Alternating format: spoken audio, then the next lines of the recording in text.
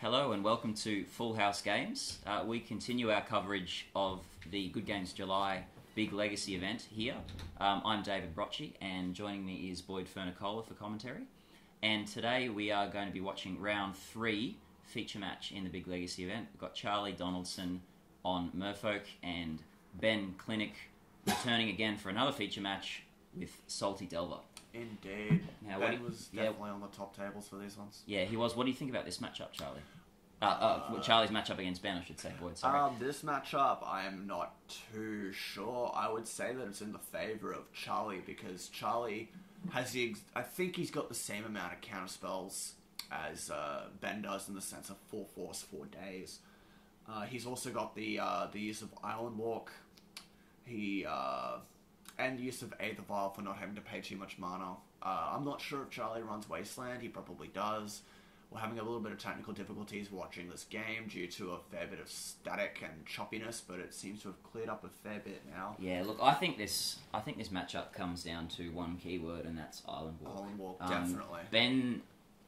Ben's deck essentially can't function very well without blue. Most definitely. So, you know, a case could be made that it would actually be better for Ben not to fetch out any blue lands. If he has more than one Bayou to fetch out those... I don't think that's going to be the case. Yeah, I think he only has one Bayou in his deck. I think the standard land base for Bug Delver will be 3 underground, 1 Trop, 1 Bayou, 4 Wasteland, 9 fetches. I believe that is the... Yeah, so it might be possible for him to do it.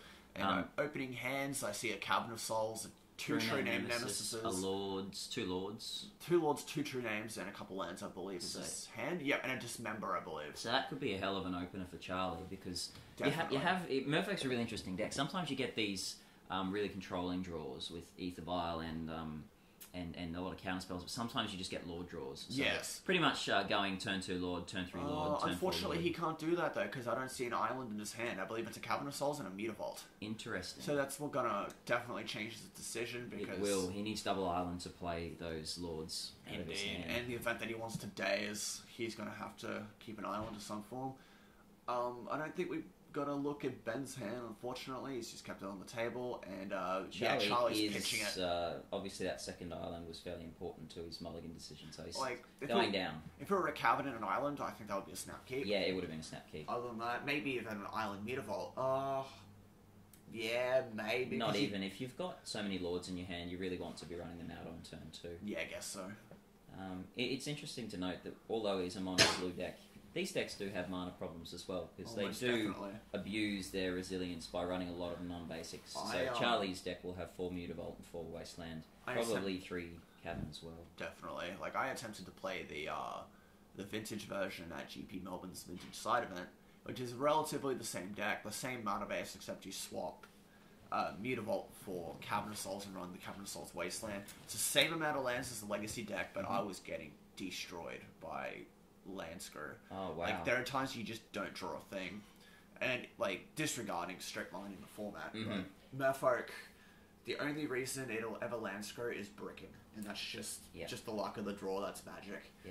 But Charlie is very experienced with this Merfolk deck. He's been doing really well lately. I think he's 3-1 the past 4 Tuesday Legacy events with the same deck. He's always made the top 8. I thought I had a decent matchup with him a couple of weeks ago playing Stoneblade. That Island Wall completely totaled me. Oh, wow. Source of Plashes does not matter in that match. But Abrupt Decay does make a little bit of it gives Ben a little bit of an edge. Yes. But there's things like Lily, which doesn't matter too much because Charlie is a Swarm deck. Yeah, that's right. And the thing I think Ben's got mostly is flying. That is really the only thing that Charlie can't deal with. The Merfolk deck used to play Coral Helm Commander. That's right, you can level him up and keep him flying. Yeah, that's been discarded in favour of True Name Nemesis, which is probably correct, because it's a ridiculous card. Most definitely. And Ben's brainstormed in response to the Delver trigger. I guess you can see that he really needs to gain... he needs to be airborne to get through. That's right, and also he needs a 2-3 in order to chump block these Lords that are going to be coming at him. Definitely. So the Delver flips and bashes in for 3. Wasteland is down. Pretty useless card in this matchup. That's right, and unfortunately Ben has another in his hand. Oh dear, that's gonna hurt. So here we go with the Merfolk's aggressive. That's a 3/2 swinging in. That's right, and now Ben finds himself with no coloured mana, facing down 2 islands and 2 creatures and double wasteland. Double wasteland, and all he's going to be able to do is to make sure he doesn't get Island Walk to fetch up a Bayou for a Tarmogoyf, and I don't think that's going to save him at this point either. I don't think so. Because Tarmogoyf can only be a 2/3, and those Lords are going to start pumping out. There's Nay the Vial, a bit late, but can definitely do something to avoid the counter spells. But yeah, it seems like Charlie is definitely in the driver's seat for this one. Doesn't like to play a Lord. A third wasteland. And I guess Charlie would definitely be smart enough not to play a Cavern. And he doesn't need it at this point. 3 lands seems pretty damn good, unless he just wants to add lands to make his Miro Reacher just a little bit sweeter. Yes, that's right. And he's also sitting on Force blue card days. Force blue card is fantastic. Oh, you have a days as well. That is fantastic. He is living the dream at this point. Yeah, really, really strong hand from Charlie here in the first game. And does he have a Mutavault? Did he just... Was that a Mutavault? I think it may be. Yes, that's a Mutavault. Wasteland will deal with that, but I don't think Charlie cares. He just tempoed him back 10.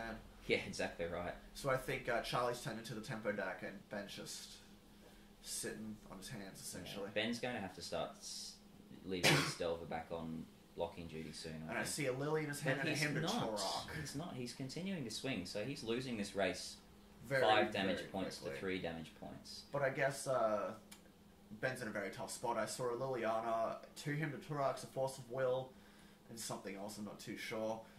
I guess his out is Tarmogoyf, which isn't too big either. Interesting. He's still swinging. Yeah, it is. I guess he just gained some form of advantage at the start of the game swinging in first, even though he's swinging in for 5. But I think Ben's conceded this one. Yeah, he has, yes. So, blazing start from Charlie there. And an unfortunate triple wasteland draw against the deck you really didn't want it against. I guess I think I might have jinxed it talking about the bricking. Perhaps. But again, it's unusual from a deck that runs 4 Brainstorm, 4 Ponders. So, most definitely. I think you might chalk that up to variance. But, especially 9 fetches as well. Yeah, Charlie swiftly knocks off Ben there in the first game. So, what do you think both players will sideboard? Charlie's definitely taken out his counter magic, and I would imagine Ben does as well, because counter souls in the deck, it's going to do absolutely nothing. His counter spells. So you think 4 Force of Will go out? Definitely, and probably days 4 days, because days curse catches in the deck as well. Yes. So I believe some hand destruction would come in. Pithy Needle naming A the Bar would be fantastic for Ben. If he's got the Silver Library, he definitely needs that tempo. The Jace can do well in bouncing Lords. Not too sure because of the islands, but if there's a 4th Lily in his sideboard, a 3rd or 4th, I reckon the Lilies would come in. And as for Charlie, he's taking out his days here. You can easily see he's taking out his counter magic. He's not taking out his forces, though. I guess in the sense that if he doesn't know if Ben's running Tombstalker, because forcing a Tombstalker is a huge play, and he knows that Ben's going to take out his counter magic.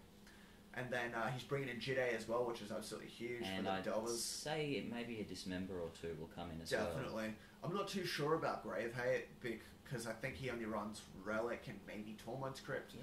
Maybe to slow down the Tarmogoyf, but I'm not too sure on that one. Yeah, I mean, a turn 1 Relic is a really strong play against any deck that runs either Deathrite Shaman or Tarmogoyf. Most definitely. Because you can keep knocking out cards every turn, and then once you get to the stage where you need another card, just sacrifice it and draw one. Indeed. Was it Ben went first that game, didn't he? He did, so Ben's on the play again. Ben got I'm going to say he got destroyed that game. He did, yeah. I don't mean to do him a disservice, but he got destroyed. Yeah, look, Merfolk just explodes out of nowhere. It's a metagame deck, you know. When a meta is blue, Merfolk is going to be a strong choice. Most definitely. And in the blue matchups, it's almost always favoured. I think the only blue matchup it wouldn't be favoured in would be Miracles, simply because of all the Terminus and all the Swords to Plowshares. Yes, definitely. But an argument could be made against Rug Delver, but maybe not, because Rug Delver just Rug Delver. Again, Island Walk is just way too effective in these blue matchups, and with Charlie having Wasteland, as long as he can keep Rug off green, there's really nothing that Rug is going to do that scares him. I mean, Bolt is good, but Oh, jeez. Oh, you could also argue Reanimator. That would be a blue card. Yeah. You and I both know Shallow-Grave and Glorious Vengeance don't care. Oh, that's exactly right, don't we? For those watching who don't know, Boyd and I are big fans of the Tin Fins deck. Boyd plays Tin Fins, which is using Goryo's Vengeance or Shallow-Grave to reanimate a Gristlebrand, drawing lots of cards, playing a Children of Corliss, gaining back that life again, and simply repeating until you either reanimate an Emrakul or Tendrils them out. Pretty much. I play a slightly different version of the deck. I like to use Necrotic Ooze in combination with Buried Alive, putting Triskelion and Phyrexian Devour in the graveyard, allowing you to exile cards off the top of your library, pump Ooze, and then use Triskelion's ability to remove counters off the Ooze to deal damage. And it's an instant speed win that's immune to removal. Yours is a lot more consistent than mine because you've got more Entombs than I do. I play 4 Entombs, 3 Buried Alive. Indeed. There's some hand disruption in there, Brainstorm, Ponder, and Limbal's Vault as well. But I'm not playing that in this tournament. Playing a different deck, you'll see me on coverage in a short while, I think. Indeed. I believe. Did you make top 8? I made top 4. Top 4. Very nice. You'll see me presently. So we've got the guys just cutting and shuffling here.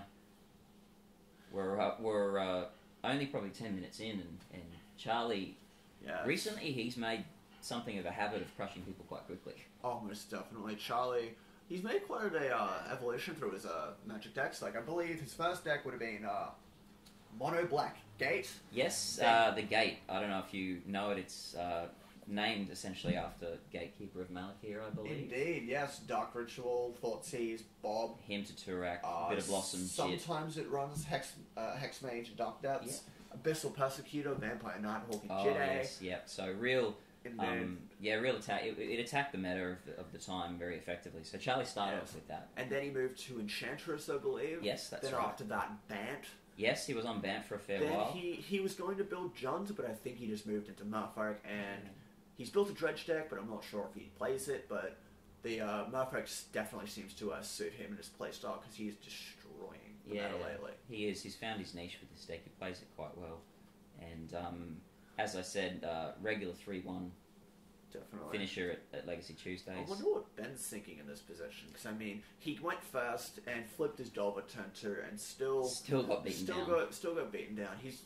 He's probably recalibrating the plans to do when he actually does gain land at this point in time. Well, in terms of Magic, I always say you've really got to have a good idea in every matchup. Are you the aggro deck or are you the control deck? And although Ben's deck is aggressive, I really do think that in this matchup, he is the control deck. And there's a card I forgot about that would be in the sideboard of Merfolk, and that would be Submerge. Oh, yes. For those out there who've ever had the misfortune of getting your creatures submerged in response to you activating a fetch lane will know that card, if played correctly, can be a nightmare. If you control an island and your opponent controls a forest, you may play this card without playing its converted mana cost. Put target creature on top of its owner's library. Yeah, so there's been a long history of green players getting their Tarmogoyfs and Night of the Reliquaries shuffled back into their libraries by Merfolk. Abrupt Decay in the Everval, very strong play there. He's actually got land this time. And a land Vile hand is the best, and Charlie has missed his land drop, so it turns out that he was betting on that Aethervile. Yeah, that Aethervile destruction there was very good. That's unfortunate. Very good, but he did get a Curse Catcher down, so he has got something. Yes, and he's you can see Ben take a look at the Curse Catcher, and you can easily see that he was just double checking to see how much he's going to tempo him, but it's only instants and sorceries, so the Tarmogoyf will make it down without having to pay for a Curse Catcher. That's right. I believe a Force of Will is coming down, pitching Phantasmal Image. Yeah, there's an interesting card from Charlie, either copying a Lord or copying a True Name Nemesis. Miro Reentry is definitely a target as well as True Name. Wow, yeah. I believe, because you can target your own True Name. You can... Well, it comes into players as a copy of a creature. Yep, so... I understand, so it doesn't... Well, you can target your own True Name. And it's even nice if he really feels inclined to do so, to copy a target Insectile Aberration. Would it come in as an Insectile Aberration, or would it come in as a Delver It would come in as an Insectile Aberration, Cool. Fair enough. That Tarmogoyf, is that a second Tarmogoyf?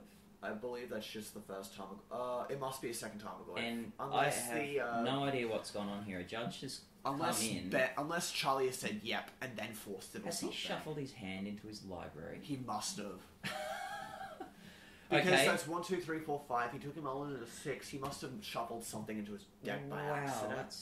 That's something you don't see every day. Yeah, maybe it was a fetch land or something that he used, and yeah, it would have been. Fair enough. So he Judge has shuffled got his deck in. Got some interesting judge calls today, haven't they? This is an interesting one. Oh, I've just shuffled my hand into my I feel library. sorry for Ming. Yeah. Ming is a fantastic He judge. is, isn't Definitely one of the best, along with John Tom.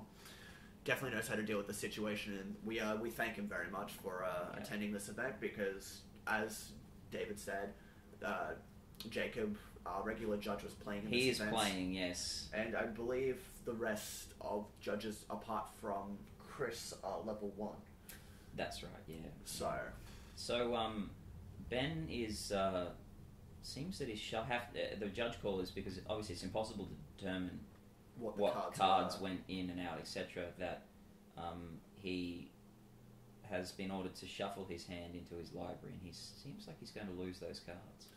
So that's a bit of a step in the wrong direction for Ben. So how big is the Tarmogoyf? I believe there's the submerge. There's land, instant, artifact, creature. So I believe it was a 4/5 that just got time walked. Yeah, and Charlie's hit his second land now and hit a lord. Think about that. That was a free time walk Yes, because he's got no cards in his hand. So it was. So that's a swing in for 2. And that'll be swinging for 4 next turn. Indeed. Provided that he plays another lord, it could be up to 7 or 8.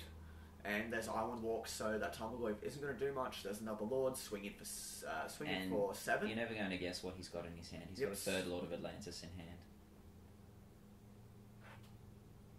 He's got a third Lord of Atlantis. So, third round of July's big legacy event. We just saw Charlie.